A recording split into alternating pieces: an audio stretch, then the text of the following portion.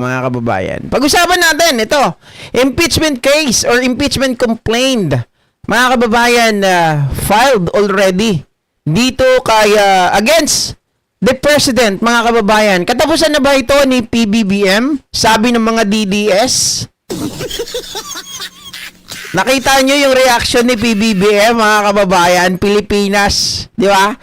Ito yung mga nag-file ng complaint sa kanya. Mukhang tinatawanan lang ni PBBM eh. Sino ba yung nag-file ng impeachment complaint against PBBM, mga kababayan? Ito ay Pusong Pinoy Party List. Okay? So, sino yan? Si Representative Jet Nisay. Sino ba tong si Jet Nisay, mga kababayan? Wala akong nakuhang info dito kay Jet Nisay, ha, mga ka-Jipinatics. Wala talaga akong nakuhang info, Jet Nisay. Pero subukan natin, baka may lumabas na.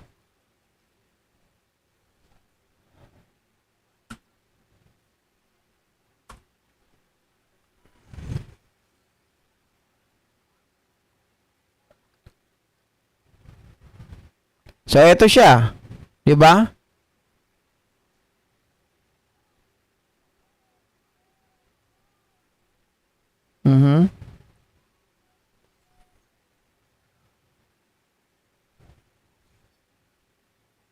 Marami ring nagawang bill.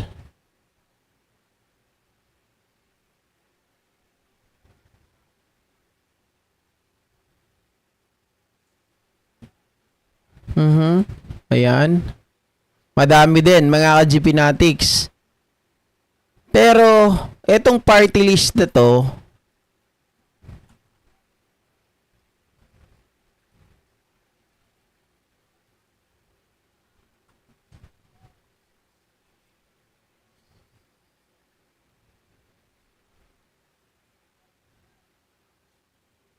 minority pala to, mga kababayan.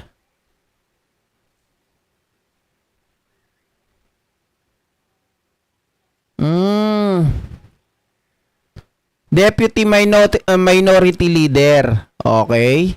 Mga kababayan, hindi natin alam. So, napaka-konti lang ng ano sa kanya, ng makikita pagdating sa Google. Hindi natin alam kung ano yung background nito. Pero ang nakita ko lang is ano siya, party siya ng Senate, ng Congress, 'di ba? Ng Deputy Minority Leader. Minority. Okay? Minority. Pero minority man siya, mga kababayan, pero bakit nag-file ng impeachment complaint laban kay PBBM? Anong ground? Mga kababayan, or grounds? Kasi 6 daw ito eh. Sabi dito, Pusong Pinoy Party List Rep. Jet Nisay endorsed on Monday morning, January 19, an impeachment complaint against President Marcos, the first under the latter's administration. Di ba nag-file din dati ng impeachment complaint, mga kababayan, itong si Ronald Cardenas? Di ba? Tama ba? So, hindi nila binilang yon. Okay, so Pusong Pinoy Party List Jet Nisay endorsed on Monday morning, January 19, an impeachment complaint against President Marcos. The impeachment complaint, which cited 6 grounds, was prepared by a private citizen. Okay, naintindihan ko na, nagets ko na. Ang nag-prepare nito, private citizen, mga kababayan, at itong si lawyer Andre De Jesus. Pero, ito po ay, mga kababayan, in-endorse lamang pala ni Party List Representative Jet Nisay. Siya ang nag-endorse. Okay. 3 of the grounds, mga kababayan, were culpable violation of the Constitution. Hindi ko magets kung bakit may culpable violation of the Constitution. Betrayal of public trust. Wala pa rin silang inilalagay. Hindi nila dinitalye kung ano yung nakapaloob dito. Pero kung ito, mga kababayan, ay dahil doon sa 2025 GAA, hindi yan makakalusot. Again, pag sa betrayal of public trust, tapos, mga kababayan, ang nakalagay dyan is policy. Pag policy ang pinag-uusapan, walang pagkakakulong o walang pagkaka-impeach ang Pangulo. Hindi yan magpo-prosper. Okay, bakit GP? Pag policy ang pinag-uusapan, mga kababayan, pulisiya yan eh. Di ba? Pulisiya yan. Not unless kapag halimbawa, GAA, pinirmahan ni PBBM. Di ba? Tapos pinirmahan niya, tapos nag-utos siya sa tao, okay, yung kalahati ng GAA na yan, bigay niyo sa akin yung pondo, kalahati, direct sa akin. Yun, mga kababayan, meron siyang kaso doon, betrayal of public trust. Pero kapag pinirmahan niya lang yung GAA, yung implementation, wala naman nagpapakitang ebidensya na napunta sa kanya, hiniling niya yung pera na mapunta sa kanya, mga kababayan, sa illegal na paraan, yun ay hindi po pwedeng mag-prosper. Okay, and graft and corruption. Teka lang, graft and corruption, mga kababayan, paano nila patutunayan ito? 'Di ba? Ano ang mga katibayan na magpapatunay sa graft and corruption laban kay PBBM? Siya ba yung nag-corrupt? 'Di ba? Kasi sa betrayal of public trust, mga kababayan, parang ganun din yung kanina. May corruption bang nangyari? Nagutos ba si Pangulong Bongbong Marcos na bigay niyo sa akin yung kalahati or lahat ng pera ng GAA na yan? Ako lang makikinabang. Lalagay ko sa bulsa ko. Parang ganun din yan eh. Di ba? The complaint was received by House Rex Secretary General Cheloy Girafil. Mga kababayan. Ngayon lang. Di ba?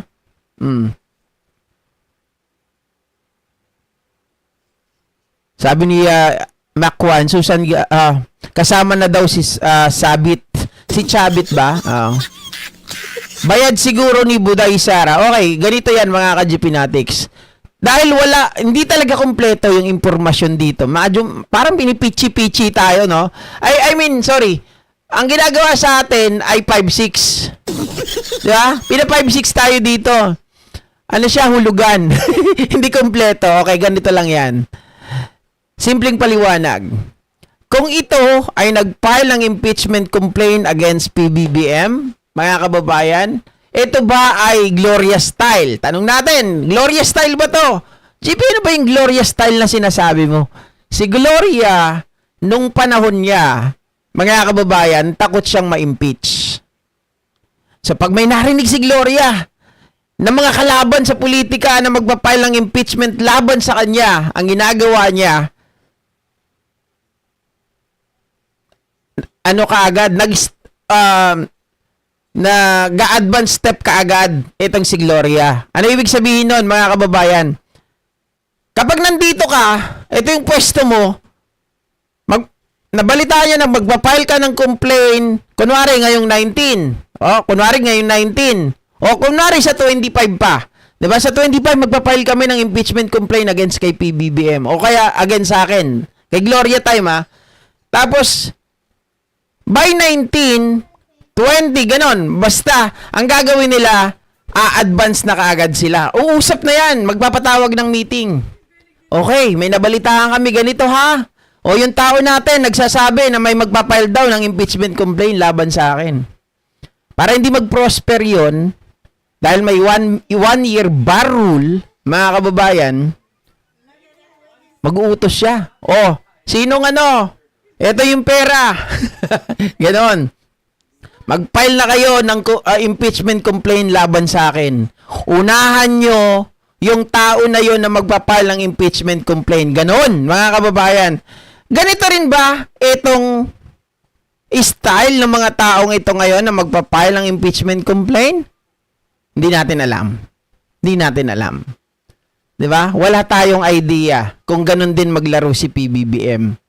Pero mga kababayan, kung ang grounds nito at ang mga katibayan na ilalabas ay mahina, isa lang ang sigurado ko. Ano yon, GP? Isa lang ang sigurado ko. Sigurado ako, mga kababayan, na medyo ang Pangulo natin ay masasabi ko makakatulog ng mahimbing ng 1 taon.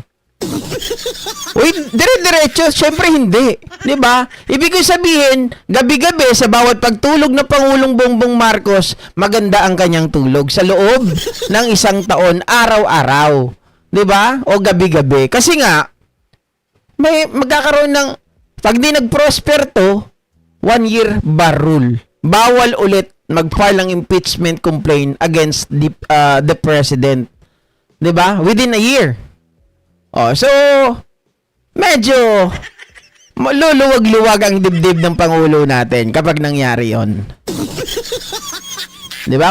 Kung sino man itong mga to, make sure na may sapat kayong ebidensya. Otherwise, mga kababayan, ito ay magiging bala pa ng Pangulo laban sa inyo. O dun sa mga tao na gusto, mga kababayan, ma-impeach si Pangulo. Oh. Ayun. Sabi ni Argo, ito ba yung sinasabi mo, Argo? Kaya magiging katapusan na ni PBBM sa tinatawag na betrayal of public trust. Argo, tandaan mo to ulit-ulitin ko. Ayon sa konstitusyon, mga kababayan, ayon sa batas natin, kapag policy ang pinag-usapan, ipasok mo yan sa betrayal of public trust. Walang nakukulong sa policy.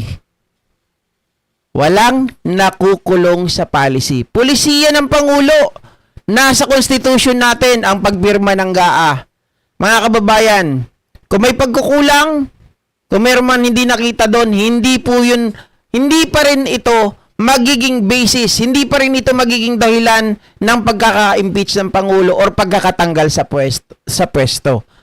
Ang maaring magpatanggal sa pwesto kay PBBM, kapag yung GAA na sinasabi mo, the most corrupt budget, ay yung budget na yan, yung pera na yan, ay napunta sa bulsa ni Pangulo at inutos niya, okay, bigay niyo sa akin yung pera na yan, ibigay nyo sa akin yung kalahati ng trilyones na yan, ibigay nyo sa akin sa bulsa ko.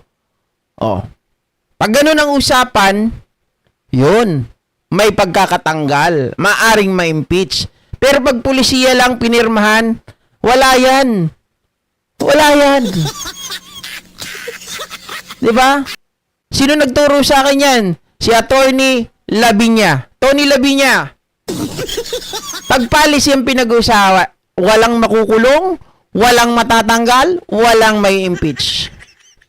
Oh. Kung may kinurap ang Pangulo, kailangan nyo pa rin patunayan para ma-impeach siya. Kung talagang inutos niya para mapunta sa kanya yung budget na yan. Oh. 'Di ba?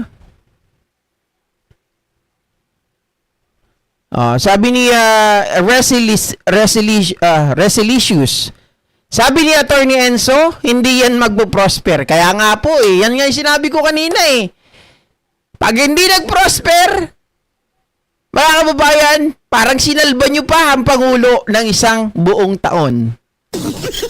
'Di ba? Makakatulog ng maigi ang Pangulo natin sa loob ng isang taon, gabi-gabi. My God. Oh. I hate drugs. Diba, basura yan, pustahan tayo, fake ang ebidensya. Kaya nga ang tanong, di ba, Kat, ang tanong ko, ito ba ay style Gloria? O kaya naman mga kababayan, talagang sinadya nila na gawin ito para maprotektahan ng Pangulo natin ang pwesto niya. Hindi natin alam yon, hindi natin kayang sagutin yon. Pero kapag ito, ebidensya walang kwenta, maari na nating isipin na, di ba? Pwede naman natin gayahin yun Pwede tayong mag-copycat. Kahit anong bagay pwede natin i-copy yan, basta alam natin na mapapakinabangan natin. Ako, kung ganun ang style, ginawa ni Gloria, pwede naman gawin na PBBM yun. Di ba? Oo. Baka kunwari lang yan, nakalaban ni PBBM mga yan. Baka naman loyalista talaga sila or protektahan si PBBM. That's exactly my point, Rayan. Diba? Anyone, mga kababayan, ay pwedeng magkunwari na kalaban. Magpapile ng impeachment complaint to protect yung pwesto ni PBBM at si PBBM mismo. Diba? Oo. Sana malinaw, mga ka-G Fanatics, yung sinasabi ko dito. Huwag sana kayong malito. Oh. Sabi ni Saldico, nagatid siya ng pera kay PBBM. Sabi ni Argo. Naniwala ka naman dun, Argo? Ha? Propaganda lang yon. Kahit sino pwede magsabi nun. Kailangan mong patunayan. Yung patunay niya, maleta. Maleta, walang lamang pera. Sino maniniwala nun? At saka sabi nila, plight, mga kababayan, is admittance of guilt. At saka sabi pa ng batas ng Supreme Court, kapag ang isang fugitive, okay, ang isang pugante, cannot seek justice relief hanggat hindi ka nagpapakita personal. Oh.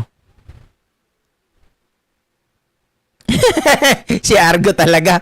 Umano pa, humabol pa. Oo nga no, baka kampi ni BBM yan, contractor yan. wala na ibang argumento. Argo, contractor, di ba? Ikaw talaga. Pati sakit-sakitan ni Gloria medyo may nanggagaya na rin marami. Di ba? Maraming gumagaya dyan. Yan ang ain ngayon eh. Scapegoat ba? Anyway, mga ka-G Fanatics, maraming salamat po muli. At magkita-kita tayo mamaya ha. Mamaya lang ng konti at magsisimula na rin ata yung Senate Blue Ribbon hearing. 78 minutes pa pala. 78 minutes. Okay. So magkita-kita tayo mamaya mga kababayan. Thank you so much po sa inyong lahat at good morning. Oo.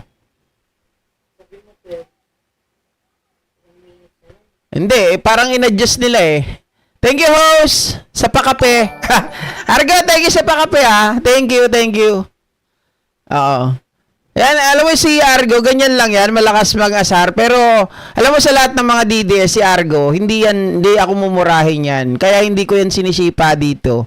'Di ba? At saka, eto lang si Argo lang yung DDS na nagpapakulay, nagpapakape kahit 50. 'Di ba, Biola? Hi sa inyong lahat ha, sa Reza Force ha.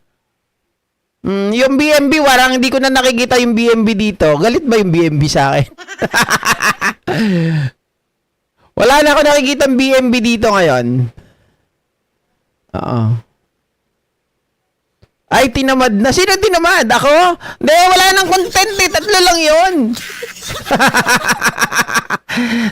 Tatlo lang kasi yun. Wala nang iba. So, mamaya naman. Antay lang tayo, mga kababayan. Kapanapanabik po ang mangyayaring Senate Blue Ribbon hearing. Tandaan nyo, yung mga sinabi ko kanina, binigyan ko na kayo ng pointers. Okay? Binigyan ko na kayo ng idea. Tingnan natin kung mangyayari yung mga iniisip natin. Diba? Thank you once again, Mama Ribigiray, M. Ordonez, Heidi AC, Rima Joy deleted. Hindi ka pa naman deleted. Alaga 143, Viola, Kat, Rayan, Ma'am Ninita Umali, shoutout po sa inyong lahat. At